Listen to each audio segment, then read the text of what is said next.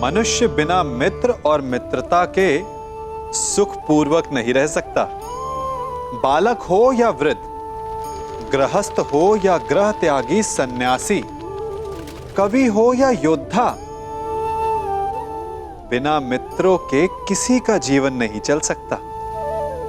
यदि यह संबंध इतना आवश्यक और शक्तिशाली है तो उसके उत्तरदायित्व भी आवश्यक हो जाते हैं। परंतु प्रश्न ये उठता है कि मित्र कौन होता है?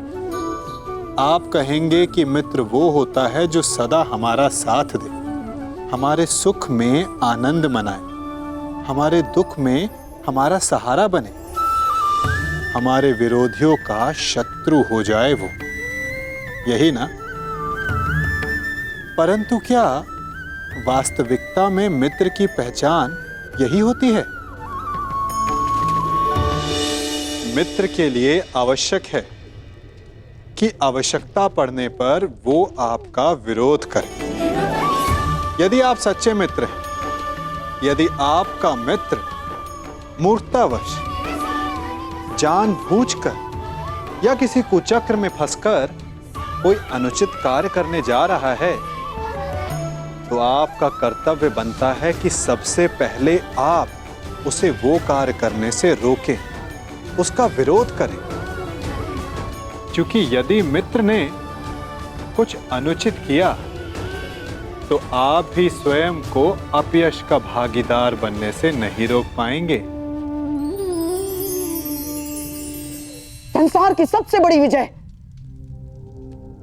युद्ध भूमि के व्यू में नहीं, चौसर के व्यू में होगी। चौसर के व्यू रचा जा चुका है सब। मैं आपके कहने का तात्पर्य समझ ही नहीं सका। तो समझ लो कि हमारे कर्मों का, हमारे शब्दों का फल हमारे समक्ष आने को, सृष्टि की धारा बदलने को है, और शीघ्र ही तुम्हारे समक्ष विकल्प आएंगे पांचाली, और सब कुछ विकल्प के चयन पर निर्भर करेगा। सखी, प्रत्येक मनुष्य की सबसे बड़ी शक्ति ही उसकी सबसे बड़ी दुर्बलता भी होती है, और धर्मशील की दुर्बलता उसका धर्म होता है। इसलिए प्रयास करना कि समय आने पर धर्मात्मा को दुर्बल पड़ने से रोक सको।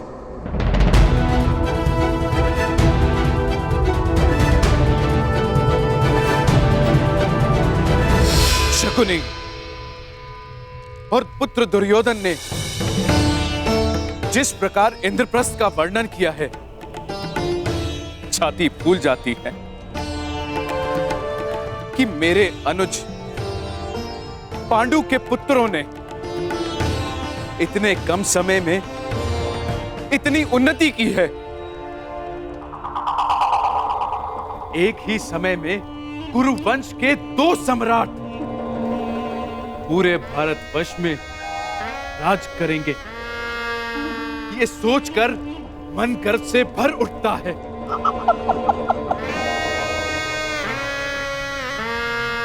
बस एक ही खेद है कि मैं गांधारी और ताचरी समेत अन्य सभी लोग इस राजसू यज्ञ में सम्मिलित ना हो पाए।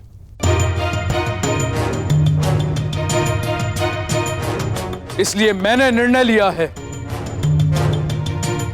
कि सभी पांडु पुत्रों को हस्तिनापुर में बुलाकर उनका सम्मान किया जाए।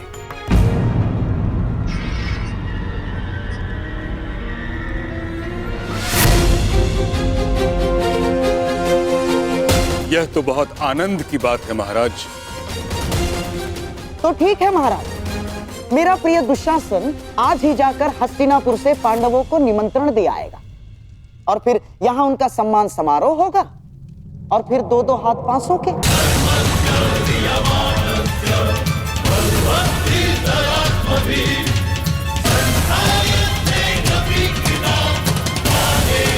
परंतु गांधार नरेश, सम्मान समारोह में युद्ध क्रीड़ा का क्या काम?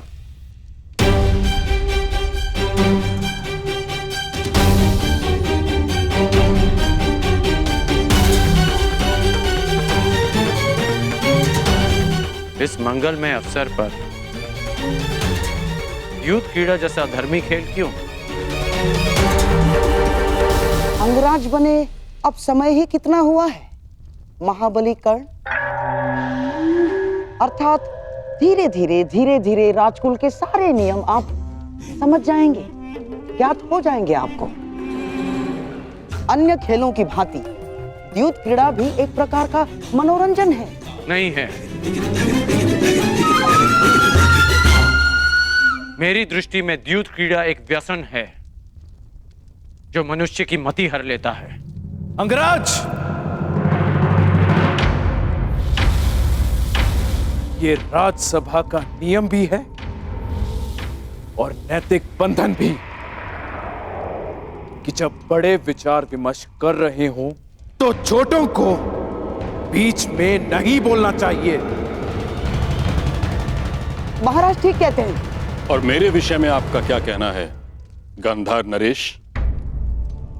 मैं इस सभा में सबसे अधिक ज्येष्ठ हूं। मेरा मानना भी वही है जो अंगराज का।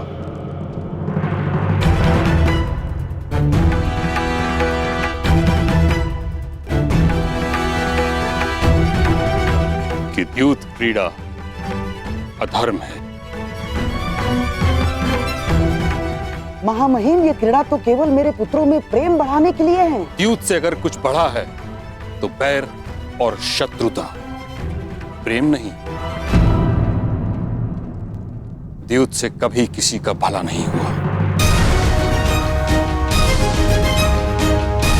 पांडवों के सत्कार तक सब ठीक है, परंतु युद्ध की अनुमति मैं कदापि नहीं दे सकता।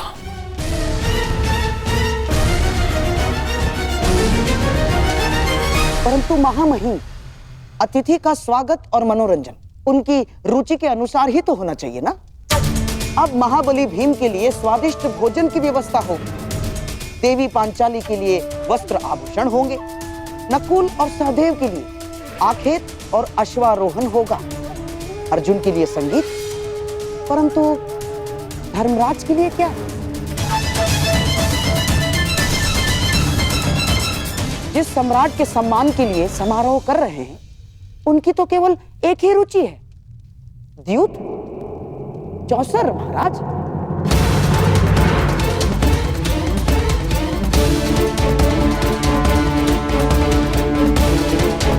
और पुत्र दुशासन स्वयं वहां जाकर पांडवों को निमंत्रण दे आएगा।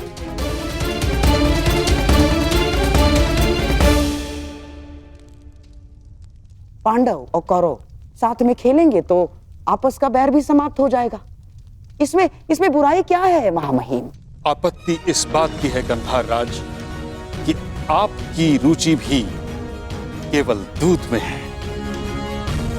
बीते कल में हस्तिनापुर ये अनुभव कर चुका है कि जिस विषय में आपकी रुचि रही उस विषय का परिणाम शुभ नहीं रहा।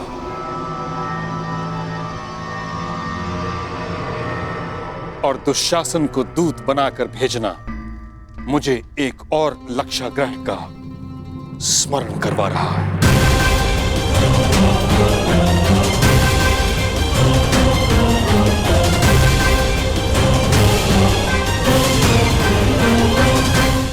परंतु पितामह, इसमें समस्या क्या है?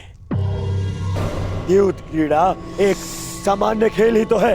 परंतु मेरा इतना विरोध होने के पश्चात भी युद्ध क्रीड़ा का इतना समर्थन असामान्य है दुर्योधन।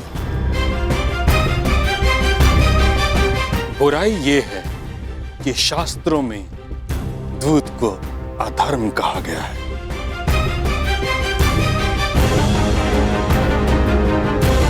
दुशासन युद्ध क्रीड़ा का प्रस्ताव लेकर नहीं जाएगा। बड़ी विचित्र बात है महामहिम। एक भूल को क्या जीवन भर नहीं भूलेंगे आप?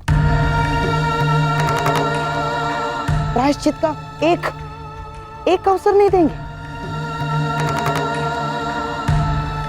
ठीक है, यदि आपको मेरा दुशासन को निमंत्रण लेकर भेजना षड्यंत्र लग रहा है, तो आप धर्मात्मा विदुर को निमंत्रण लेके भेज सकते हैं।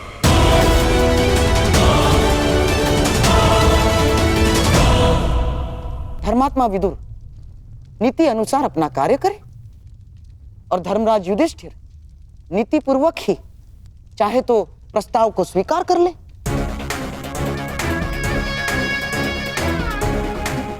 परंतु मामाश्री, क्या करें मेरे होने वाले सम्राट? देखो, हमारे मन में कोई मैल नहीं है, परंतु महामहिम भीष्म और तुम्हारे परम मित्र कर्ण को यह सिद्ध करने के लिए धर्मात्मा विदुर को यदि निमंत्रण लेके भेजा जाता है तो इसमें मुझे कोई आपत्ति नहीं है ना।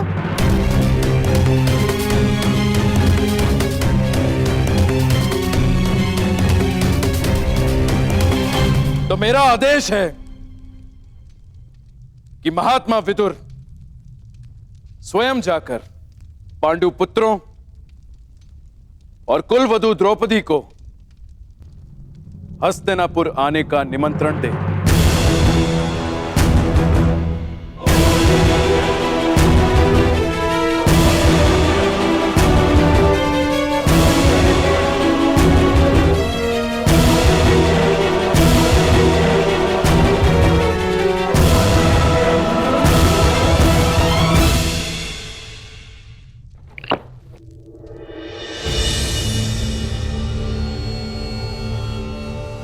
मामाश्री, आपने स्वयं विदुर को वहां जाने को क्यों कहा? अब वो अवश्य युधिष्ठिर को द्यूत ना खेलने का सुझाव देगा ना। महात्मा विदुर यहां से हस्तिनापुर का दूत बनकर जा रहा है और वहां धर्मराज युधिष्ठिर उसका सम्राट बनकर स्वागत करेगा।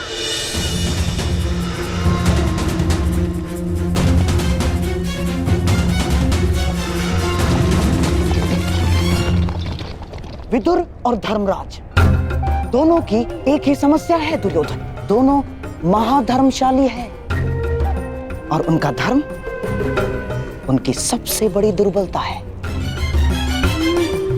और वही हमारे लिए शक्ति बनेगी। जाओ दुर्योधन, तुम पांडवों की स्वागत की तैयारी करो, क्योंकि विदुर इंद्रप्रस्थ के लिए प्रस्थान कर चुका है।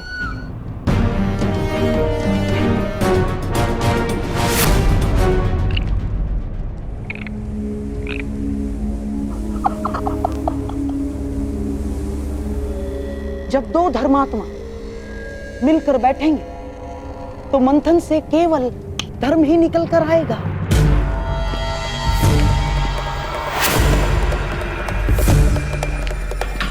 और सम्राट का धर्म उसे चौसर पर बिठाकर ही रहेगा।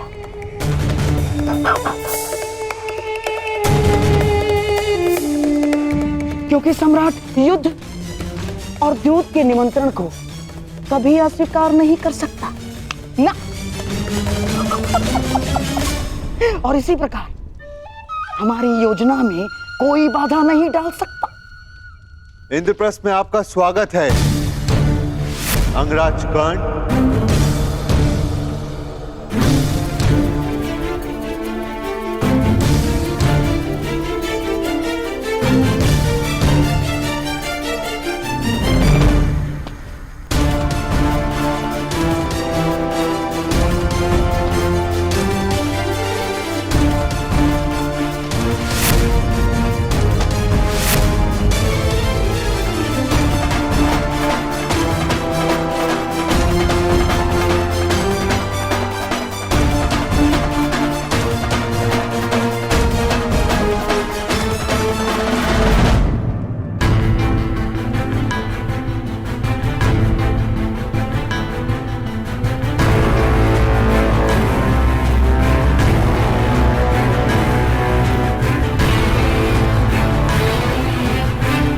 कहिए अंगराज,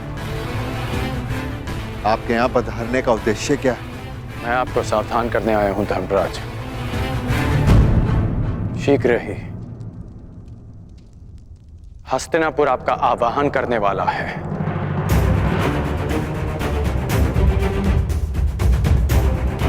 एक निमंत्रण आने वाला है।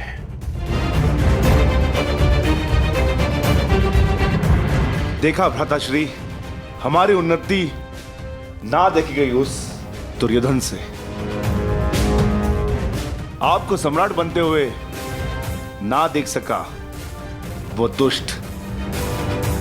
इसमें संदेह कैसा है? जिस भांति दुर्योधन यहां से क्रोधित होकर गया था, निस्संदेह उसने युद्ध का आह्वान किया होगा। यदि युद्ध का आह्वान करना होता तो मैं यहां सभा में प्रस्तुत नहीं होता। अभी तो युद्ध भूमि में तुम्हारी प्रतीक्षा करता है। अर्जुन, कर्ण महोदय को अपनी बात पूरी करने दो। अंगराज, किस निमंत्रण की बात कर रहे हैं आप? द्यूत निमंत्रण की। शीघ्र ही आपको द्यूत का बुलावा आएगा।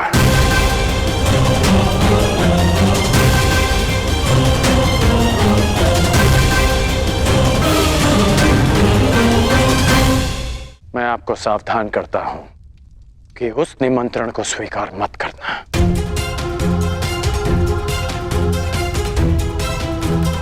क्योंकि मुझे संदेह है कि गांधार राज ये निमंत्रण आपके सम्मान के लिए नहीं,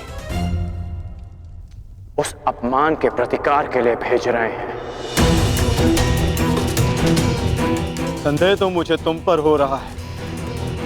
तुम तो हमें पराजित करना चाहते थे, फिर क्यों हमें चेतावनी देने आए हो? क्योंकि तुम्हारा शत्रु होने के साथ साथ मैं एक योद्धा भी हूं, जो तुम्हें युद्ध भूमि में पराजित करना चाहता है, द्यूत में नहीं। यदि योद्धा होने का इतना अभिमान है तो लाक्षागृह के समय कहां थे? तब हमें सावधान क्यों नहीं किया?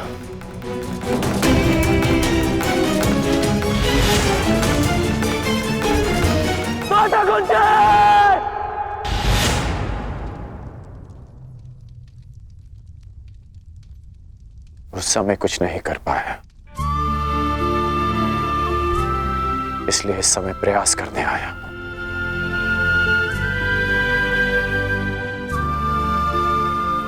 मेरा निवेदन मानिए, इस निमंत्रण को स्वीकार मत कीजिए।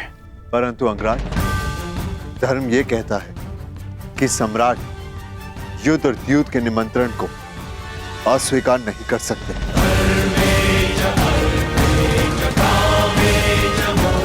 प्रत्येक मनुष्य की सबसे बड़ी शक्ति ही उसकी सबसे बड़ी दुर्बलता भी होती है, और धर्मशील की दुर्बलता उसका धर्म होता है। इसलिए प्रयास करना कि समय आने पर धर्मात्मा को दुर्बल पड़ने से रोक सकूं। मैं कुछ निवेदन करना चाहती हूँ सम्राट। आपकी सबसे बड़ी शक्ति आपका धर्म है, परंतु इसे अपनी सबसे बड़ी दुर्बलता मत बनने दीजिए। अंगराज ने ठीक कहा, कोई भी जुआ उसमें अधर्म का वास होता है। आप मत जाइए। ठहरो पांचाली।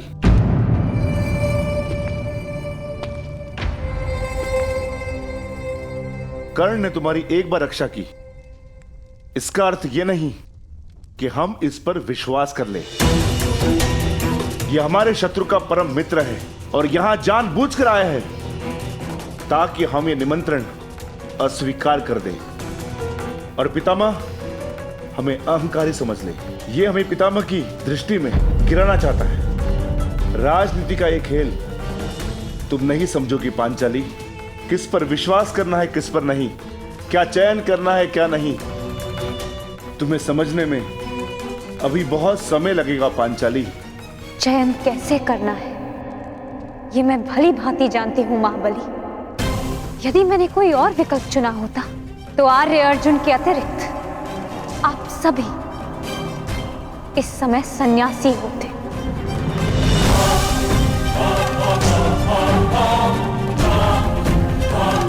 और उससे भी पूर्व यदि मैंने अपने चयन में थोड़ा सा भी परिवर्तन किया होता तो आर्य अर्जुन भी स्वयंवर में मेरा वरण ना कर पाते। मनुष्यों की परख मुझे भी,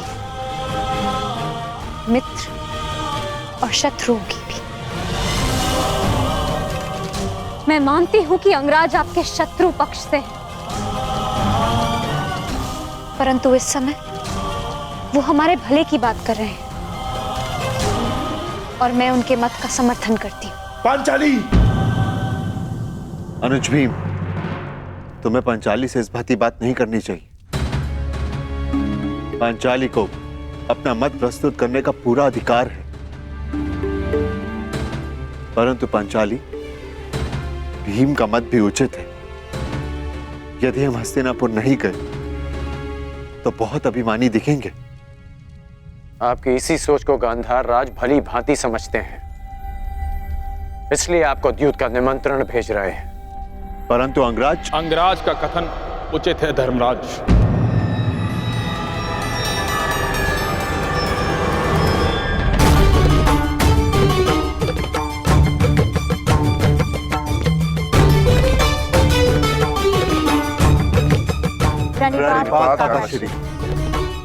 आयुष्मान भव। मैं वही निमंत्रण लेकर आया हूं जिसका वर्णन अंगराज कर रहे थे।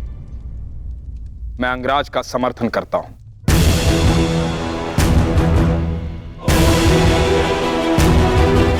मुझे भी इसमें षड्यंत्र दिखाई देता है। जो लाक्षागृह में तुम सबको भाभी कुंती समेत भस्म करना चाह सकता है, वो कुछ भी कर सकता है। हमें उनसे भय नहीं है काकाश्री। उनके उत्तर के लिए हम पांचों भाई प्रस्तुत हैं। वहां पितामह होंगे, आप होंगे, आचार्य द्रोण होंगे, तो फिर वहां सबके समक्ष कोई हमारा क्या अहित कर सकता है? सर्वनाश का युद्ध करने से श्रेष्ठ है कि उससे बचा जाए।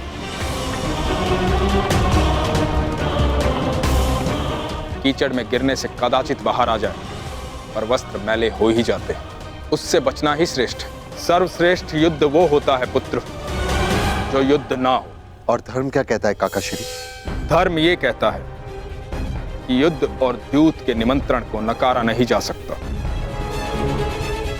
लेकिन निर्णय आपका है, क्योंकि द्यूत भी धर्म नहीं है।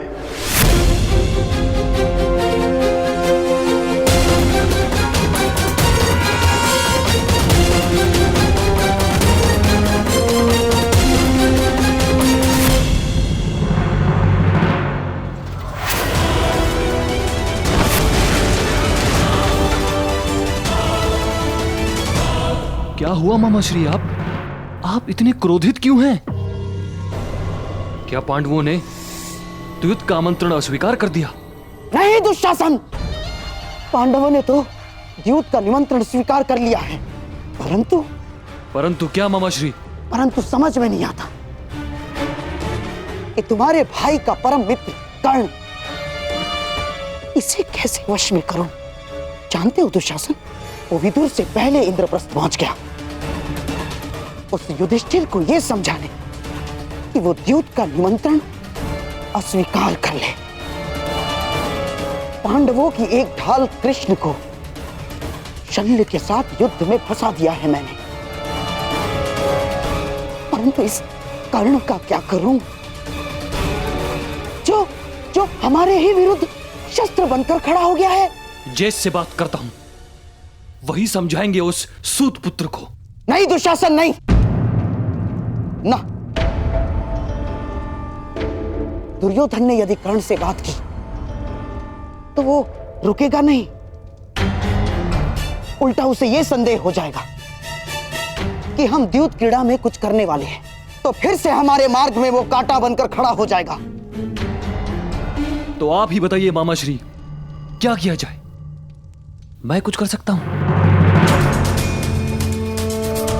अवश्य।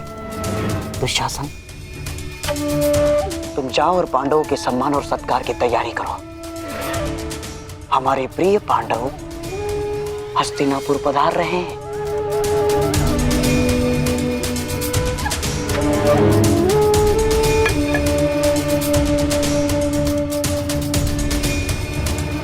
अब उस कर्ण नामक कांटे की औषधि अब मुझे ही ढूंढनी होगी।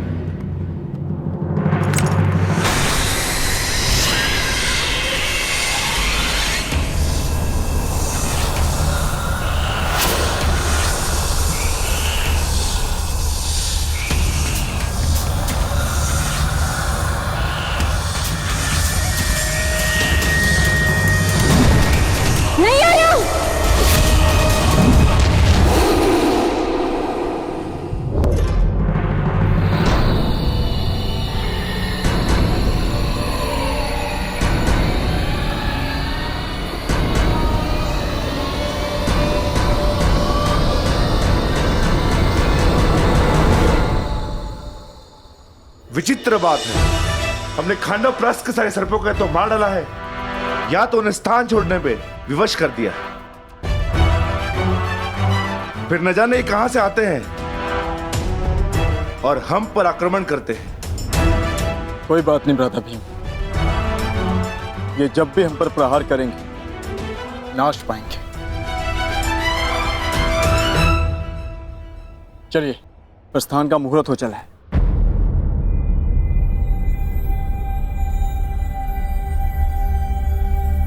क्या हुआ पांचाली?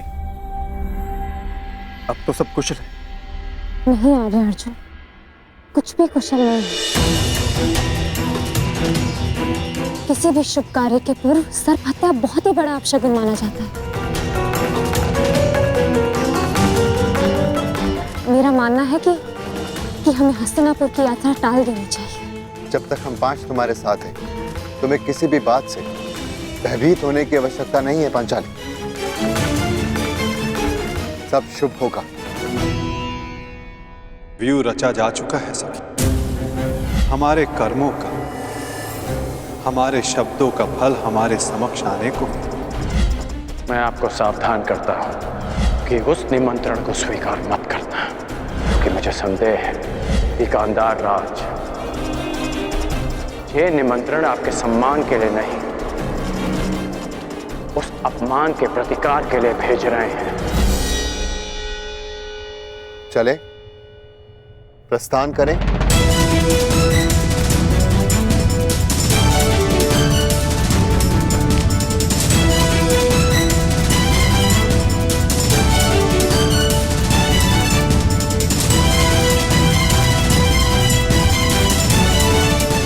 यदि कर्ण की चेतावनी सत्य सिद्ध हुई तो?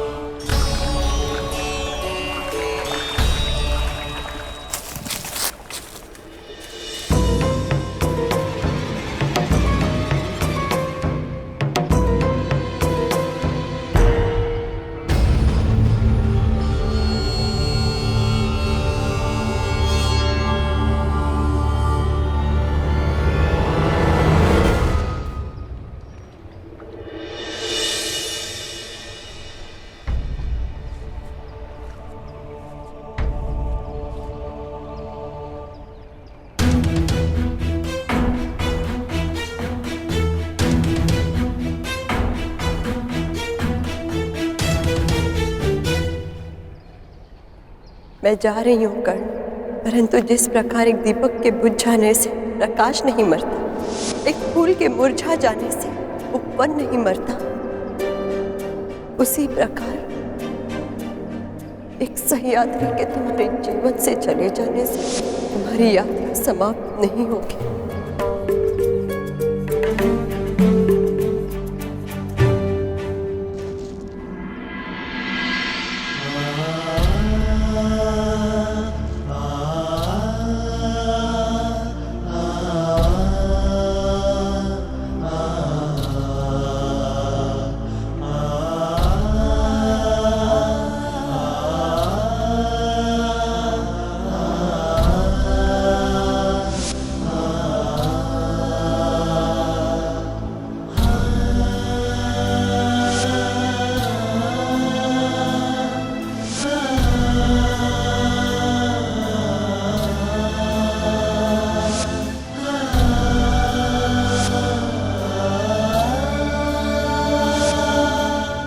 सूर्य को साक्षी रखकर वचन दो कर्ण कि तुम सुप्रिया से विवाह करोगे।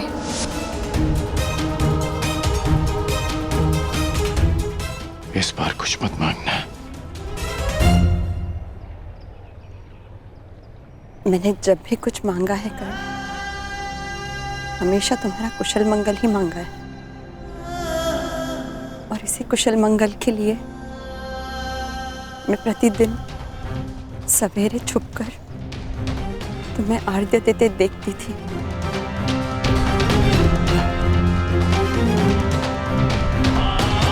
और संतुष्ट होकर लौट जाती थी कि आज भी तुम्हारे मुख पर वही तेज है और आंखों में वही परिवर्तन की चाह। तो आज क्यों आई? क्योंकि आज तुम्हारा मुख मलिन है कर्ण, और आंखों में चिंता। ऐसा क्या अंतर्द्वंद्व है जो तुम्हें सता रहा है?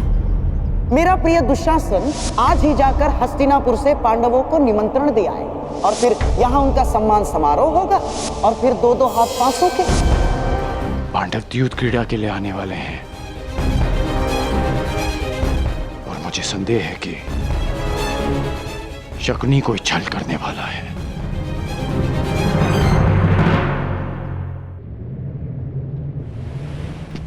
मामाश्री, पांडव कुछ ही समय में हस्तिनापुर पहुंचने वाले हैं।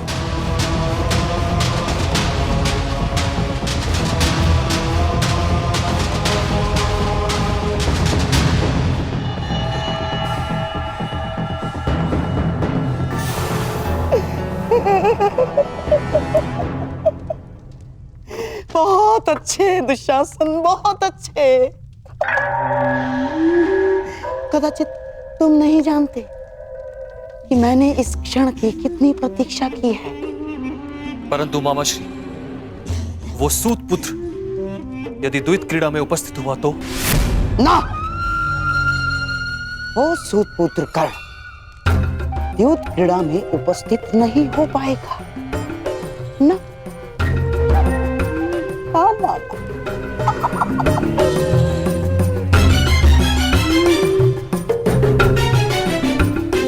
क्योंकि उसे रोकने की व्यवस्था मैंने कर दी।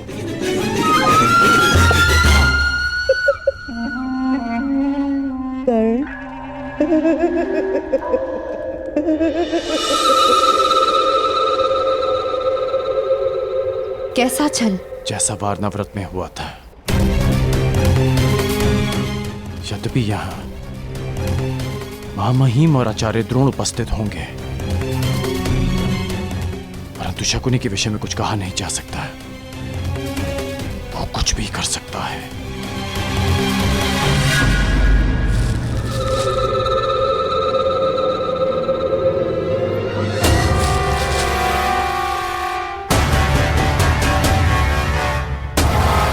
क्या हुआ कर्ण? ऐसा लगा कि कोई है।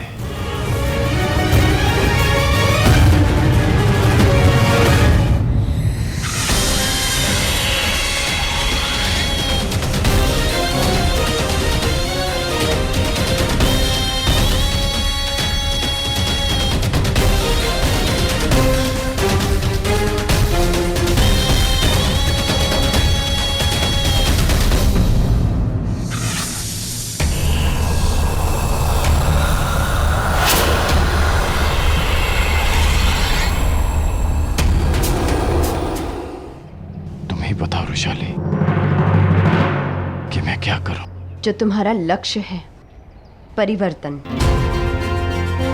और परिवर्तन छल कपट से नहीं होता कर्ण, सत्य और साहस से होता है। और कभी कभी इसका प्रारंभ अपनों से, अपने मित्रों से भी होता है। और यदि तुम्हें लगता है कि तुम्हारा मित्र कोई अनुचित कार्य कर रहा है, तो तुम्हारा धर्म है उसे रोकना, क्योंकि यही परिवर्तन की मांग है।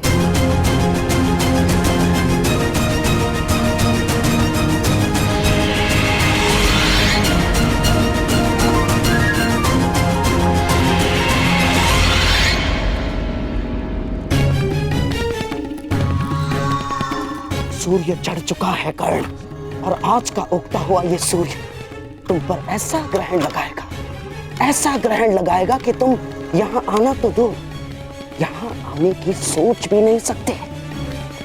आओ।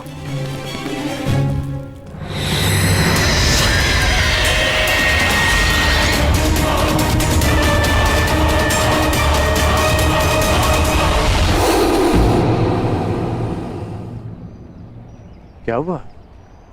वो पुष्प देखो कर्ण, देखो उसे। जिस भांति ये कांटों के बीच रहकर भी सुगंध देते हैं, उसी भांति तुम्हें बुरे लोगों के साथ रहते हुए भी सत्य की सुगंध फैलानी है। प्रयास करने होंगे। तुम ठीक कह रही हो रोशाली।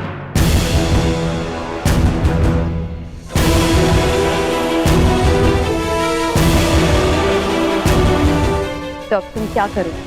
वही जो तुमने कहा, प्रयास, परिवर्तन का, सत्य की विजय का।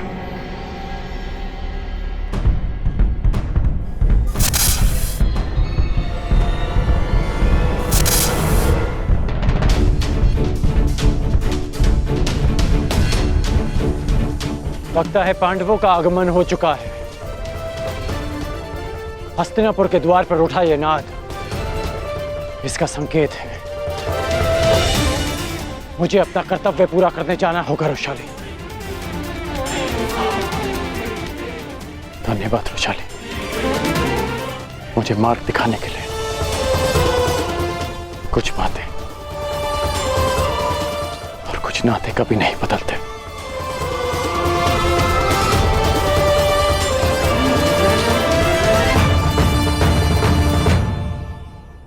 और कुछ बदल जाते हैं कर्ण।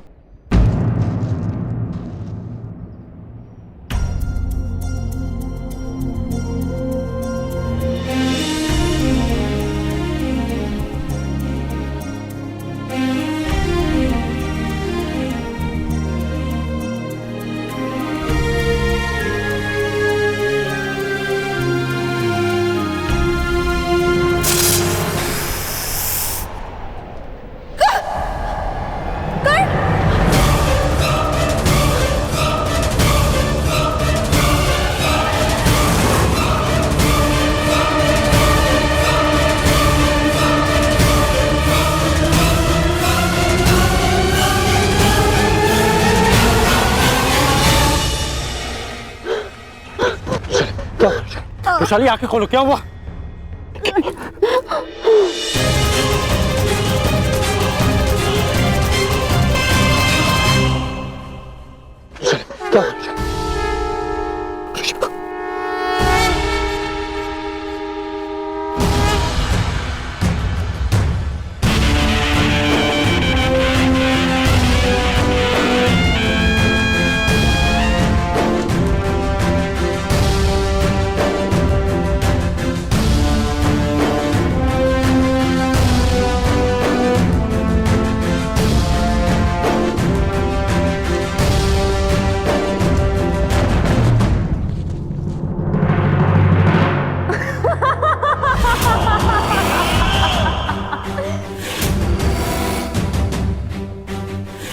अंधे का पुत्र अंध।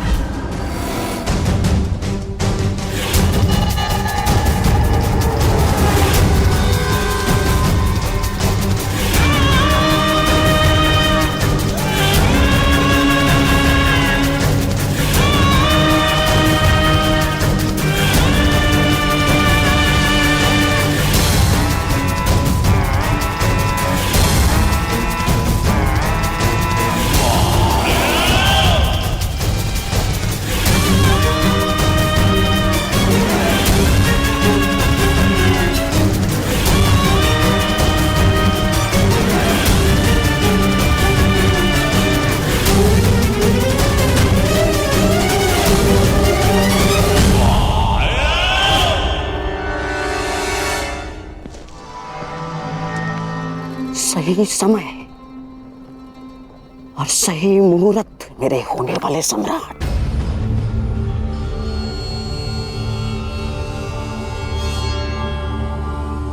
मेरे पास पासे और इस पांचाली के पास कोई ढाल नहीं।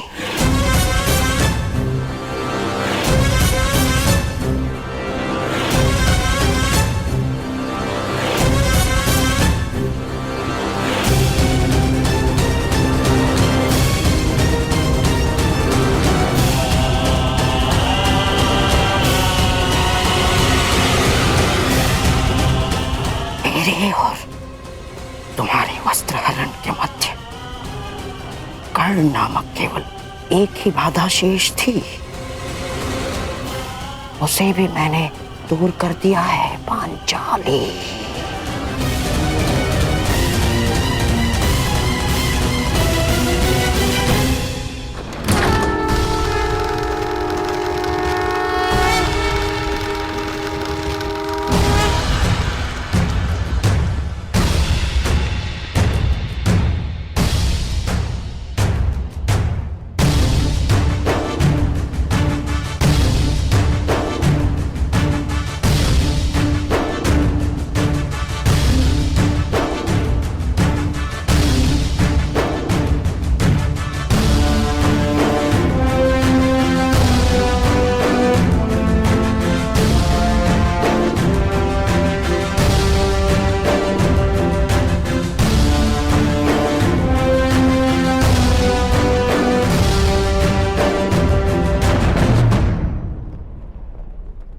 स्वागत है तुम सबका।